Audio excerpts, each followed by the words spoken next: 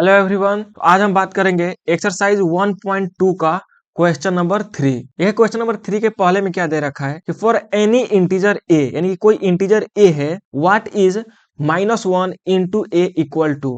तो -1 को ए से मल्टीप्लाई करने पर क्या होगा। तो देखिए यहाँ पे ए कोई इंटीजर है और आपको पता है कि इंटीजर जो होता है वह प्लस में भी होता है, प्लस ए भी हो सकता है, माइनस में भी हो सकता है, माइनस ए भी हो सकता है, या फिर जीरो भी हो सकता है। तो ये तीन केसेस आएंगी। तो हम लोग सबसे क्वेश्चन नंबर 1 का बात करेंगे केस फर्स्ट, यानी कि पहला केस में हम लोग बात करेंगे कि when A is a positive integer, यानी कि जब ए, यानी कि जो ये ए है यह एक पॉजिटिव इंटीजर हो, पॉजिटिव इंटीजर जब ये एक पॉजिटिव इंटीजर होगा तब।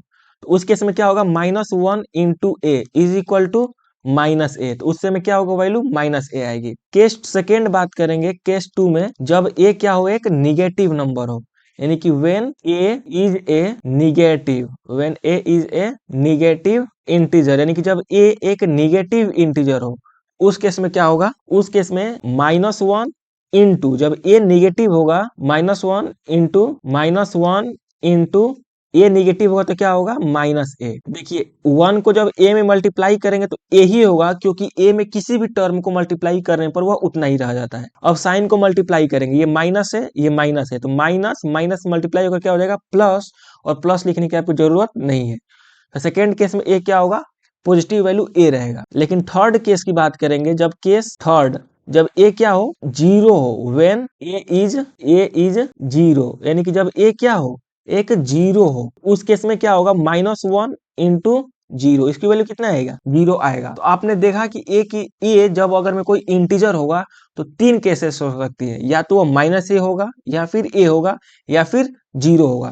तो यहाँ पे लिखेंगे आप possible value of A, possible value of A, value of A, यानी कि ए की जो पॉसिबल वैल्यू हो वो क्या होगी, या तो -a आ सकता है यहाँ पे देखिए, या फिर वह a हो सकता है, या फिर वह जीरो हो सकता है। तो ये तीन केसेस है जो ए की वैल्यू हो सकती है। आई होप कि आप ये क्वेश्चन समझे होंगे।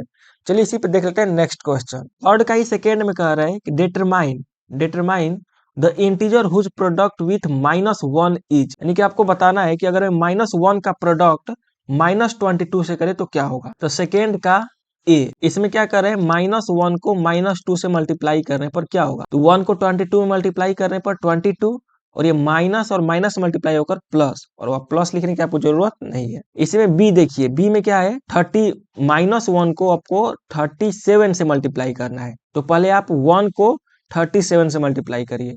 तो 1 को 37 से मल्टीप्लाई करने पर 37 आएगा, और इसकी वैल्यू निगेटिव और इसकी प्लस, तो माइनस और प्लस मल्टीप्लाई होकर माइनस। उसी प्रकार से सी देखिए, सी में क्या है, जीरो है।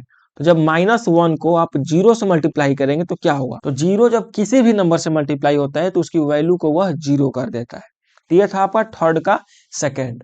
आई होप कि आप यह क्वेश्चन नंबर थर्ड का पहला और दूसरा दोनों समझ गए होंगे। अगर मैं आपको वीडियो अच्छा लगा होगा प्लीज लाइक कर दीजिएगा, और चैनल पर नए आएंगे तो सब्सक्राइब भी जरूर कर दीजिएगा। मिलते हैं आगे वाली क्लास में, तब तक के लिए धन्यवाद।